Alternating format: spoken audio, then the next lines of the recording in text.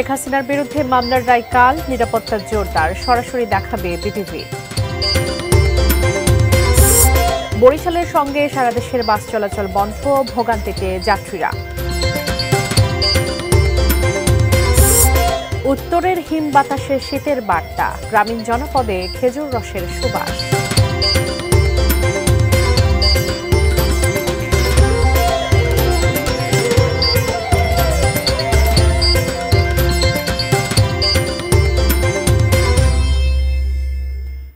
দেখছেন ATN news, দেশের খবরে সবাইকে স্বাগত জানাচ্ছি। আমি বাবলি ইয়াসমিন। এতক্ষণ নাসির সিনট্যাক্স অ্যালুমিনিয়ামের সৌজন্যে শিরোনামগুলো শুনছিলেন। বিস্তারিত।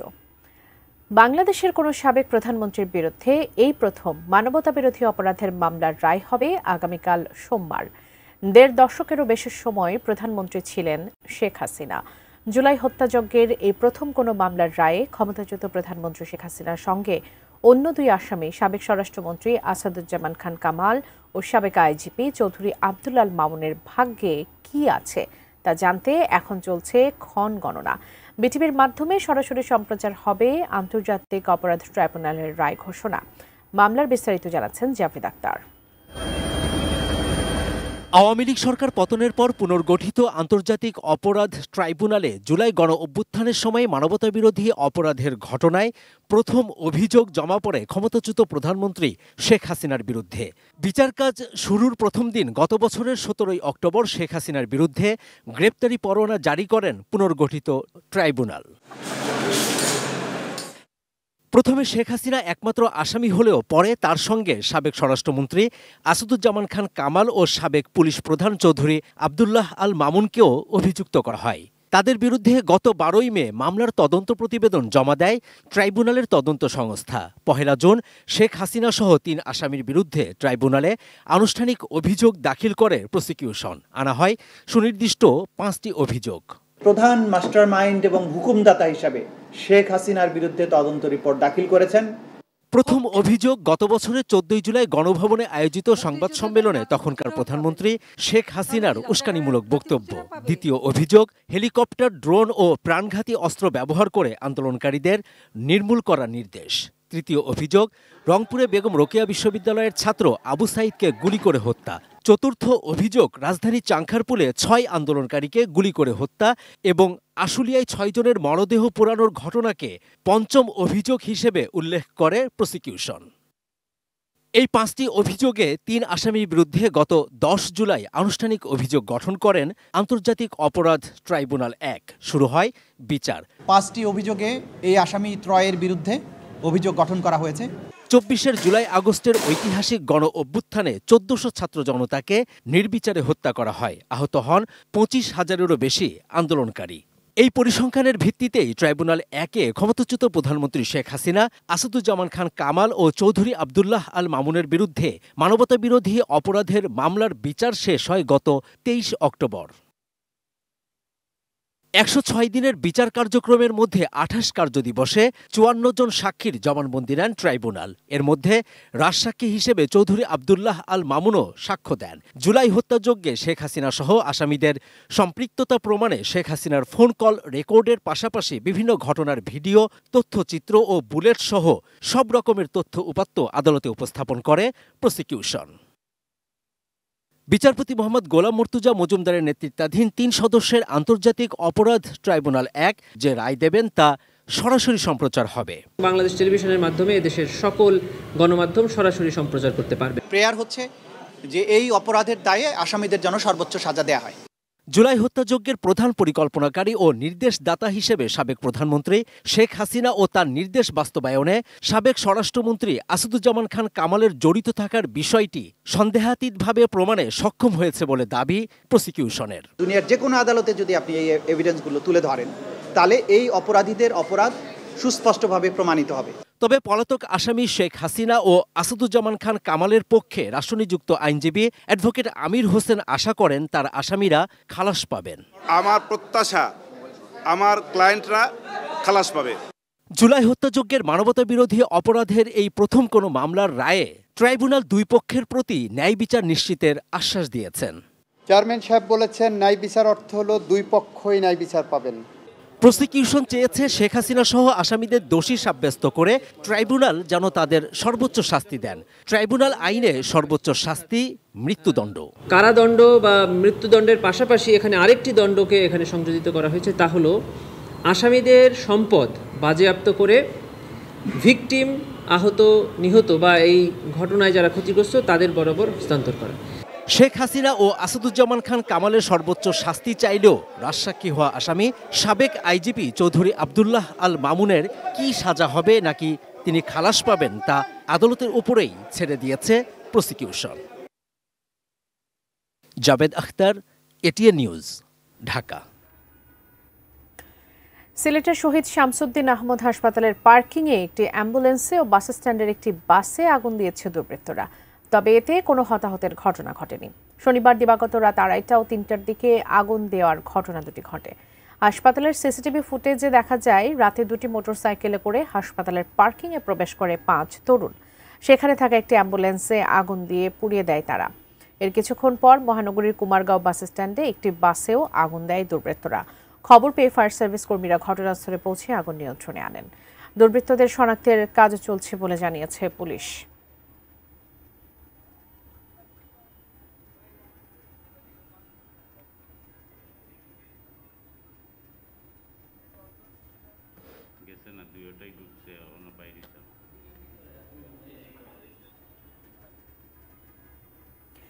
এদিকে গাজীপুরের শ্রীপুরে গ্রামীণ ব্যাংকের মাওনা শ্রীপুর শাখায় গতরাতে নিক্ষেপ করা হয়েছে দুটি পেট্রোল বোমা। প্রতিষ্ঠানটির এরিয়া ম্যানেজার মোহাম্মদ আব্দুর রাজ্জাক জানান, প্রতিদিনের কাজ সেরে ব্যাংকের ভেতরেই ঘুমিয়েছিলেন শাখা ব্যবস্থাপক সহ 4 কর্মকর্তা। রাত 2:15টার দিকে বিকট শব্দে ঘুম ভাঙে তাদের। বাইরে বেরিয়ে দেখেন মূল ফটকে পেট্রোল বোমা নিক্ষেপ করা হয়েছে এবং তা থেকে আগুন জ্বলছে। বোমার আগুনে প্রতিষ্ঠানের সাইনবোর্ড ক্ষতিগ্রস্ত হলেও অন্য কোনো ক্ষয়ক্ষতি হয়নি।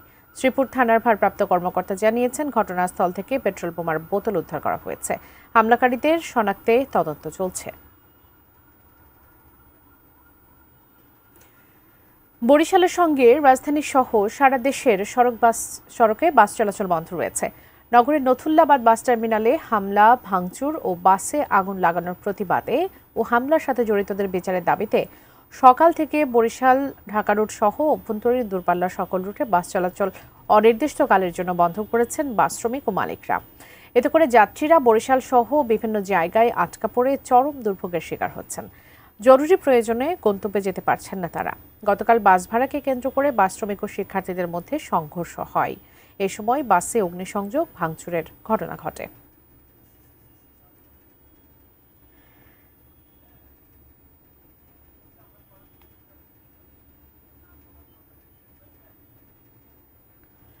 দর্শক, রাজনৈতিক দলগুলোর সঙ্গে এই মুহূর্তে ইসি সংলাপের দ্বিতীয় দিনের দ্বিতীয় পর্ব শুরু হয়েছে। নির্বাচন কমিশনের এখন বৈঠক চলছে, আমরা সরাসরি যুক্ত হব সেখানে।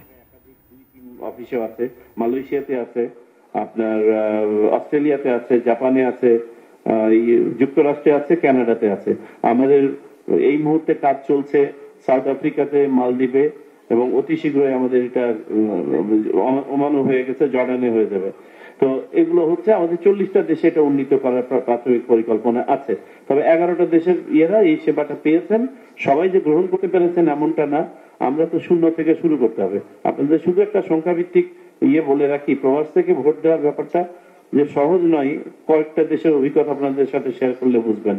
ভারত গত 3টা নির্বাচনে এই কাজটা করছে। আমি সব সেশনে এই তথ্যটা দিই, আমাদের রাজনৈতিক নেতারাও যেন অবহিত থাকেন বাস্তবতাটা সম্বন্ধে। ভারতের অফিসিয়ালি আপনার প্রবাসীর সংখ্যা অ্যারাউন্ড 4 কোটি প্লাস। গত নির্বাচনে, লোকসভা নির্বাচনে প্রবাস থেকে ভোট দেওয়ার জন্য নিবন্ধন করেছিল 1,19,000। বুঝতেই পারছেন।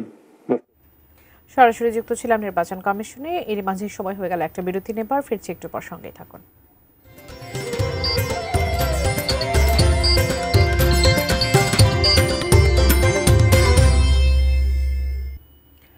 স্বাগত, আবারও দেখছেন দেশের খবর।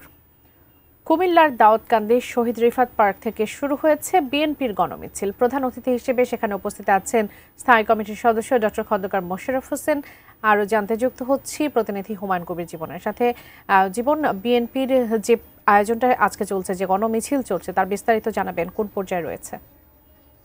বাবলি, আপনাকে ধন্যবাদ জানাচ্ছি। সেই সাথে যদি বলি যে কুমিল্লা সংসদীয় আসন 1-এ কুমিল্লার যে বিএনপির মনোনীত প্রার্থী ডক্টর খন্দকার মোশাররফ হোসেনের গণমিছিল এবং যে সমাবেশ সেটি চলছে। আমরা দেখেছি কিছুক্ষণ আগে ডক্টর খন্দকার মোশাররফ হোসেন সকল দলীয় নেতাকর্মীদের উদ্দেশ্যে তিনি বক্তব্য রেখেছেন এবং তিনি বলেছেন যেন আগামী নির্বাচনে যেন ধানের শীষ প্রতীককে বিজয় করার জন্য তিনি সকলকে ঐক্যবদ্ধ হয়ে কাজ করার জন্য অনুরোধ জানিয়েছেন। সেই সাথে এই সমাবেশে তিনি বক্তব্য রেখে বলেছেন যে আমরা কিছুক্ষণের মধ্যে গণমিছিল বের করবো, সেই গণমিছিলে যেন দাউদকান্দি উপজেলার সবাই যেন অংশগ্রহণ করে সেটা তিনি জানিয়েছেন। সেই সাথে তিনি বলেছেন জাতীয় নির্বাচন নিয়ে কোনো ষড়যন্ত্র করা হলে তা প্রতিহত করা হবে এবং তিনি আসলে বিএনপির মনোনীত ধানের শীষ প্রতীক প্রার্থী হওয়ার পর এই প্রথমই কুমিল্লা দাউদকান্দিতে তিনি সমাবেশ করছেন। তো সব কিছু মিলিয়ে যদি বলি যে আসলে এই সমাবেশে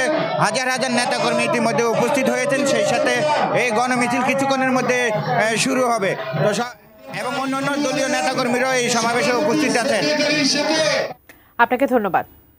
দর্শক, কুমিল্লার দাউদকান্দি থেকে বিএনপির গণমিছিলের খবর জানছিলাম সহকর্মী হুমায়ুন কবির জীবনের কাছ থেকে। যাচ্ছি পরের সংবাদে।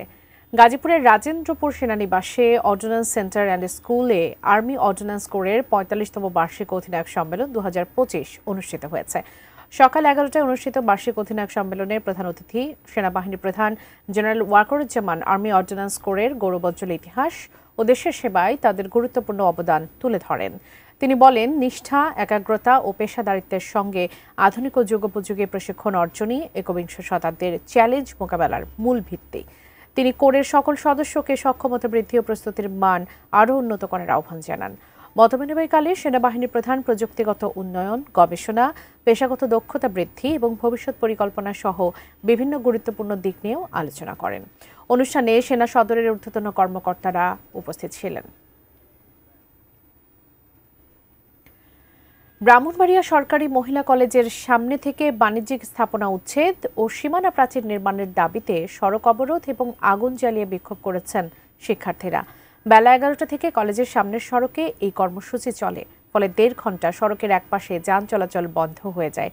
কলেজের বিপণী ভিত্তিতে থাকা ১৪টি দোকান উচ্ছেদের দাবিতে শিক্ষার্থীরা দীর্ঘদিন ধরে আন্দোলন করে আসছেন। তাদের অভিযোগ, এসব বাণিজ্যিক স্থাপনার কারণে কলেজ এলাকার নিরাপত্তা বিঘ্নিত হচ্ছে এবং প্রতিনিয়ত শিক্ষার্থীরা ইভটিজিংয়ের শিকার হচ্ছেন। শিক্ষার্থীরা দ্রুত স্থাপনা উচ্ছেদ করে সীমানা প্রাচীর ও দৃষ্টিনন্দন ফটক নির্মাণের দাবি জানান। সময় হলো একটা বিরতি নেবার, ফিরছি একটু পর সঙ্গে।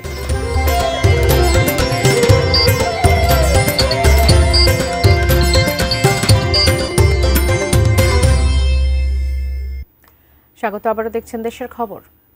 দিনাজপুরে কৃষকের সার কালোবাজারে বিক্রি ও পাচারের প্রতিবাদে কোদাল বাউকা হাতে মানববন্ধন ও সমাবেশ করেছেন সদর উপজেলার শেখপুরা ইউনিয়নের কৃষকরা। প্রেসক্লাব চত্বরে অনুষ্ঠিত কর্মসূচিতে তারা অভিযোগ করেন, মাস্তান বাজারের বিএডিসি ডিলার আমিনা ট্রেডার্সের মালিক আবিদুল ইসলাম দীর্ঘদিন ধরে বরাদ্দকৃত সার কৃষকদের না দিয়ে কালোবাজারে বিক্রি ও পাচার করে আসছেন। কৃষকদের দাবি, তার বিএডিসি লাইসেন্স বাতিল করে আইনানুগ ব্যবস্থা নিতে হবে। তারা জানান, ১০ নভেম্বর বীরগঞ্জে পাচারের সময় আমিনা ট্রেডার্সের বরাদ্দ সার বোঝাই একটি ট্রাক্টর স্থানীয়রা আটক করে পুলিশে দেয়। পুলিশ সার ট্রাক্টর সহ ৪ জনকে আটক করলেও ডিলারের বিরুদ্ধে এখনও কোনো ব্যবস্থা নেয়নি বলে অভিযোগ করেন তারা। মানববন্ধনে শতাধিক কৃষক অংশ নেন। শেষ করছে শীতের আগমনী বার্তা দিয়ে। শীত আসছে, রাতভর শিশিরের শব্দ, ঘন হচ্ছে কুয়াশার চাদর, উত্তরের বাতাসে হিম, রোদে মিঠে করা ভাব, বাজারে বাহারি সবজির সমাহার, এমনই নানা রূপে প্রকৃতি জানান দিচ্ছে আসছে মিষ্টি ঋতু শীত। তারই কিছু চিত্র তুলে ধরছেন আমাদের প্রতিনিধিরা, দেখুন ডেস্ক রিপোর্টে।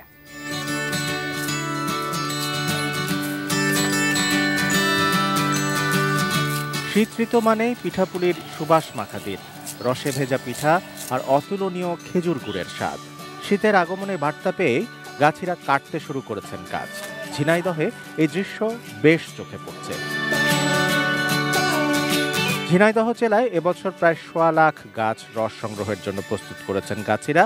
আশঙ্কার কথা হলো, দিন দিনই কমছে গাছের সংখ্যা, কমে আসছে গাছের সংখ্যাও। গাছই না থাকার কারণে এখন এই আগের যে মুরব্বী ছিল সেই মুরব্বীরা আপনার হচ্ছে মারা গেছে, এখন নতুন কেরকার শিখতে পারেনি। এই অগ্রহণ মাস পড়েছে, এখানতে আপনার ফাল্গুন মাস পর্যন্ত আমরা গাছ কাটবো। কৃষি সম্প্রসারণ অধিদপ্তরের পক্ষ থেকে গাছীদের নিরাপদে যেন রস আহরণ করতে পারে, রসটা যেন নিরাপদ হয় সেজন্য পরামর্শ প্রদান করছি। সুস্বাদু খেজুর রসের জন্য বিখ্যাত যশোর জেলা। এ জেলায় গাছি ৬,৩১৪ জন। তারা রস সংগ্রহ ও গুড় তৈরির জন্য প্রস্তুত। যশোরে এবার তৈরি হবে প্রায় ১৫০ কোটি টাকা মূল্যের গুড়। কেটে মোটামুটি আমাকে এই কয় মাস সংসার চালাই, কারোর দ্বারা যাওয়া লাগে না, এইভাবে আমরা চলে যেতে পারি। গাছ কাটা শুরু করেছি, আর গাছ কাটা 2 সপ্তাহের মধ্যে রস ভরে যাবে। আমরা মাঠ পর্যায়ে কৃষকদের প্রশিক্ষণ দিয়েছি, সেই প্রশিক্ষণ আলোকে কৃষকরা গাছ কাটছে এবং আমরা তাদেরকে শপথ করিয়েছি বিভিন্ন উপজেলাতে গাছীদেরকে যেন তারা গুড়ে কোনো রকম ভেজাল না দেয়। শীতে খাওয়া দাওয়ায় যেমন আনন্দ, তেমনি লেপের ওমে ঘুমেরও আরাম। সুই সুতো হাতে তাই ব্যস্ত হয়ে পড়েছেন মেহেরপুরের লেপ তোষকের কারিগররা। শীত ঋতু তাদের কাছে বরাবরই আশীর্বাদ স্বরূপ। শীত পড়ার সাথে সাথে আপনার এই আমরা লেপ বানাইতে এসেছি এখানে। শীতের পড়ার সাথে সাথে লেপ তোষক বিক্রি বেশ ভালোভাবেই বিক্রি বেচা কেনা ভালোই হয়। এই 6 মাস কাজ করি যে রুজি রোজগার হয়, আমরা সারা বছর এটাতেই চলাফেরা করি। ছোট হয়ে আসছে দিন। সন্ধ্যার আলো আঁধারিতে মেহেরপুরের অস্থায়ী দোকানগুলোয় কালাই রুটি তৈরির ধুম। কাঁচা মরিচ, শুকনা মরিচ, পেঁয়াজ, বেগুন, সরিষা ভর্তা বা কালিজিরা, ধনিয়া পাতা ভর্তার সঙ্গে চলছে মুখরোচক কালাই রুটির স্বাদ আস্বাদন। 30-35 কেজি আটার রুটি বানায় এক হাতে। বহুত দূরে হলে লোক আছে, অনেক রকম ভর্তা। আসলে ভর্তা দিয়ে কালাই রুটি খেতে ভালোই লাগে। না খাইলেও কেউ বলতে পারবে না, আগে খাইতে হবে, তারপর বলতে হবে যে কত সুন্দর টেস্ট এখানে। Shamsul Arefin, desk report, ATN news. শেষ করব দেশের খবর, তবে তার আগে নাসির সেন্টেক্স অ্যালুমিনিয়ামের সৌজন্যে শিরোনামগুলো জানিয়ে দেব আরও একবার। শেখ হাসিনার বিরুদ্ধে মামলার রায় কাল, নিরাপত্তা জোরদার, সরাসরি দেখাবে বিটিভি। বরিশালের সঙ্গে সারা দেশের বাস চলাচল বন্ধ, ভোগান্তিতে যাত্রীরা।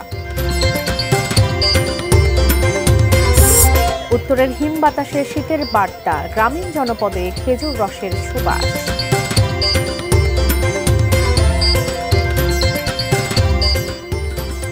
এই ছিল দেশের খবরে। এতক্ষণ সঙ্গে থাকার জন্য ধন্যবাদ সবাইকে।